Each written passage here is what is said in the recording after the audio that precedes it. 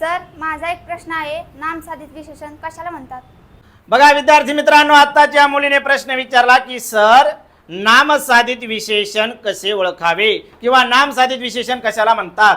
आता लक्षात घ्या, नामाबद्दल अधिक माहिती सांगणाऱ्या शब्दाला विशेषण म्हणतात.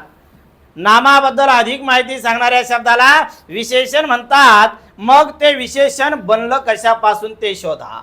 आता या ठिकाणी आपण म्हणलं साडी नाम आहे आणि पैठण सुद्धा काय आहे, नाम आहे. पैठणी साडी, साडी या नामाबद्दल पैठणी शब्द अधिक माहिती सांगतोय. म्हणजे एक नाम आहे साडी आणि दुसरं नाम आहे पैठणी. नामाबद्दल अधिक माहिती सांगणाऱ्या शब्दाला विशेषण म्हणतात. मग हे विशेषण बनलं कशापासून, नामापासून. त्याला म्हणा नामसाधित विशेषण.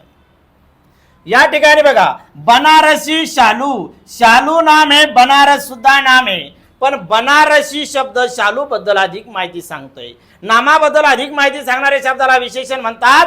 परंतु हे विशेषण बनलं कशापासून, नामापासून. म्हणून त्याला काय म्हणा, नामसाधित विशेषण. कोल्हापुरी चप्पल, चप्पल आहे नाम, पण कोल्हापुरी शब्द अधिक माहिती सांगतोय चप्पल या नामाबद्दल.